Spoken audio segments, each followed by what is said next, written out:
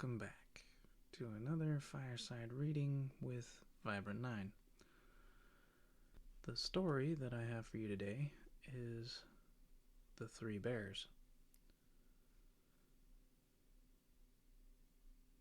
So I'll give you a couple seconds to sit back, relax, grab your hot drink, and so we begin.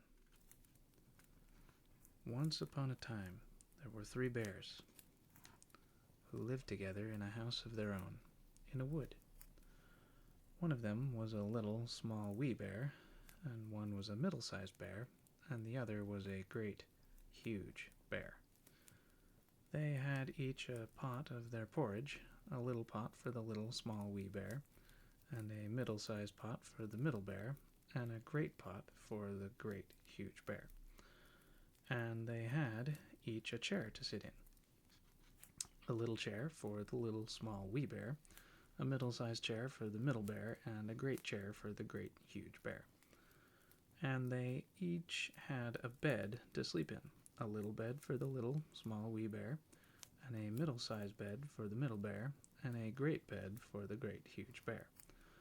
One day, after they had made the porridge for their breakfast and poured it into their porridge pots, they walked out into the wood while the porridge was cooling, that they might not burn their mouths by beginning too soon to eat it. And while they were walking, a little girl called Golden Locks came into the house. First she looked in at the window, and then she peeped in at the keyhole, and seeing nobody in the house, she turned the handle of the door. The door was not fastened, because the bears were good bears, who did nobody any harm, and never suspected that anybody would harm them. So Goldenlocks opened the door and went in, and well pleased she was when she saw the porridge on the table. If she had been a thoughtful little girl, she would have waited till the bears came home, and then perhaps they would have asked her to breakfast, for they were good bears, a little rough or so, as the manner of bears is, but for all that very good-natured and hospitable. But the porridge looked tempting, and she set about helping herself. So she tasted the porridge of the great huge bear, and that was too hot for her. And then she tasted the porridge of the middle bear, and that was too cold for her. And then she went to the porridge of the little small wee bear, and tasted that. And that was neither too hot nor too cold, but just right, and she liked it so well that she ate it all up. Then Goldenlocks sat down in the chair of the great huge bear, and that was too hard for her. And then she sat down in the chair of the middle bear, and that was too soft for her. And then she sat down in the chair of the little small wee bear, and that was neither too hard nor too soft, but just right. So she seated herself in it, and there she sat till the bottom of the chair came out, and down she came plump upon the ground. Then Goldenlocks went upstairs into the bedchamber in which the three bears slept, and at first she lay down upon the bed of the great huge bear, but that was too high at the head for her. And next she lay down upon the bed of the middle bear, and that was too high at the foot for her. And then she lay down upon the bed of the little small wee bear, and that was neither too high at the head nor at the foot, but just right. So she covered herself up comfortably and lay there till she fell fast asleep. By this time the three bears thought their porridge would be cool enough, so they came home to breakfast. Now Goldenlocks had left the spoon of the great huge bear standing in his porridge. "Somebody has been at my porridge," said the great huge bear, in his great rough, gruff voice. And when the middle bear looked at hers, she saw that the spoon was standing in it, too. "Somebody has been at my porridge," said the middle bear in her middle voice. Then the little small wee bear looked at his, and there was the spoon in the porridge pot, but the porridge was all gone. "Somebody has been at my porridge, and has eaten it all up," said the little small wee bear in his little small wee voice.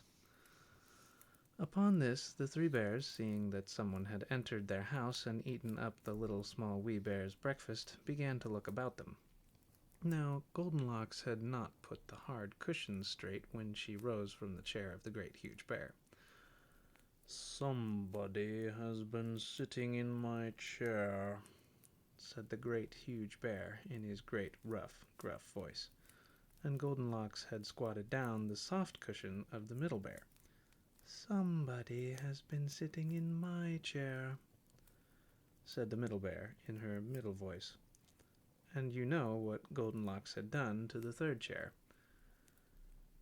"Somebody has been sitting in my chair and has sat the bottom out of it," said the Little Small Wee Bear in his little small wee voice. Then the three bears thought it necessary that they should make further search, so they went upstairs into their bedchamber. Now Goldenlocks had pulled the pillow of the Great Huge Bear out of its place. "Somebody has been lying in my bed," said the Great Huge Bear in his great rough, gruff voice, and Goldenlocks had pulled the bolster of the Middle Bear out of its place. "Somebody has been lying in my bed," said the Middle Bear in her middle voice. And when the Little Small Wee Bear came to look at his bed, there was the bolster in its place, and the pillow in its place upon the bolster, and upon the pillow was the head of Goldenlocks, which was not in its place, for she had no business there. "Somebody has been lying in my bed, and here she is," said the Little Small Wee Bear in his little small wee voice. Goldenlocks had heard in her sleep the great rough gruff voice of the Great Huge Bear and the middle voice of the Middle Bear, but it was only as if she had heard someone speaking in a dream. But when she heard the Little Small Wee voice of the Little Small Wee Bear, it was so sharp and so shrill that it awakened her at once. Up she started, and when she saw the three bears on one side of the bed, she tumbled herself out at the other, and ran to the window. Now, the window was open because the bears, like good tidy bears as they were, always opened their bedchamber window when they got up in the morning. Out Goldenlocks jumped, and ran away as fast as she could run, never looking behind her. And what happened to her afterwards, I cannot tell, but the three bears never saw anything more of her. Thank you for listening to The Three Bears. Please like, share, and subscribe, and tell your friends and family that this is a place where you can listen to old public domain books.